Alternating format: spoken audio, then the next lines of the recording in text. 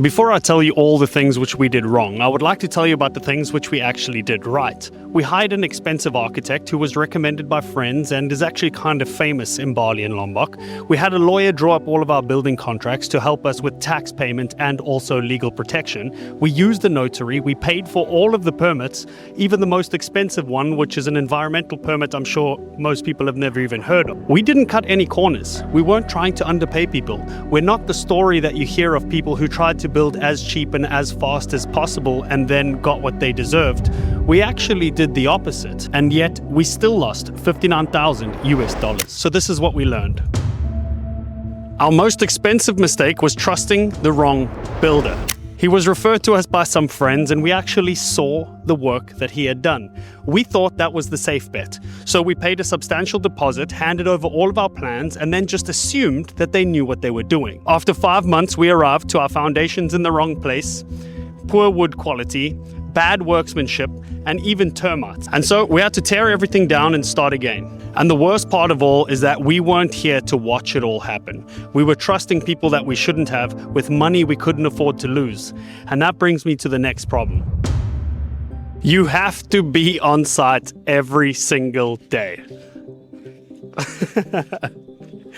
If you're not here on site, trust me, there's nobody else watching out for you. Honestly, even now with the builder that we trust and me being here on site, I still have to catch like literally 5 different things every single day. So one of the things from this week, the boys were about to build kitchen counters where we needed spaces for the stove and for the fridge. Now, if I hadn't caught that in the moment, we would have to waste more time and more money tearing that all down later because a kitchen has to have a fridge and a stove. This pathway is another brilliant example. It probably took us a few weeks to finish this pathway, and we had to come out and constantly redirect the team to get the correct spacing, the correct color organization, and pick the right stones. With our first builder, we were not here on site. We were not watching how things were being done. And if I could do it again, I would have been here from day one, watching every single stone, every single cut, every single piece of work. I think that would have saved us a lot of time in the end. And so, lesson number 2, make sure you're on site. Lesson number 3, the deposit. We made a massive mistake and paid 50% upfront for every single project. What I should have done is paid in 10% intervals and with very clear visual milestones, pay another 10% at each time. What this does is it keeps the managers on site motivated to hit targets as well as the main contractor. Currently, the main contractor sits with 50%. Everyone on site is paid daily or monthly, and they don't actually lose anything if they're off target. So keep it at 10%. Keep them honest, make them work for the next payment.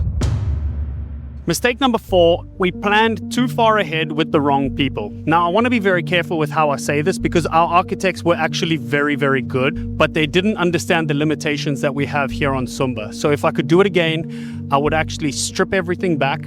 I would start with a single small wooden house that I can live in, and I would move into it for at least 3 to 6 months before building anything further.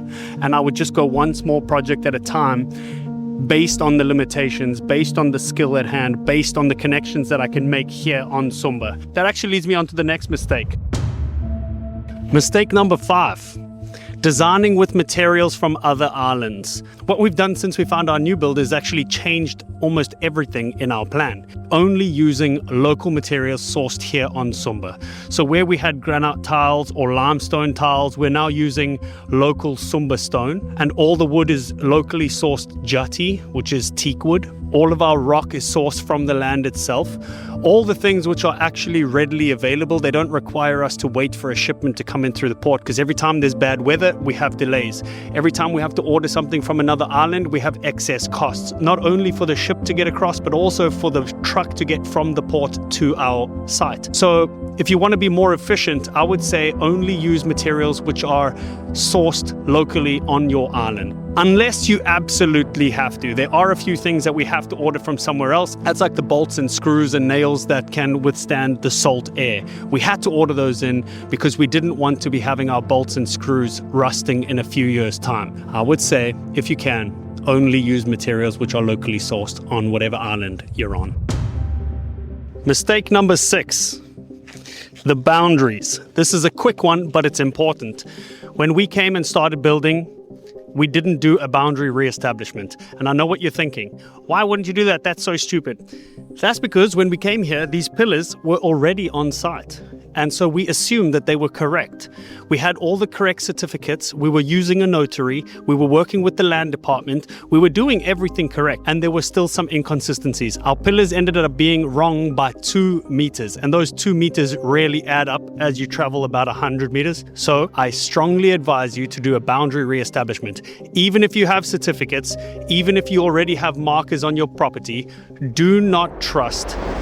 Verify yourself. If you're planning on building somewhere or doing something similar, then I hope this video saves you some of what it cost us. We'll see you in the next video.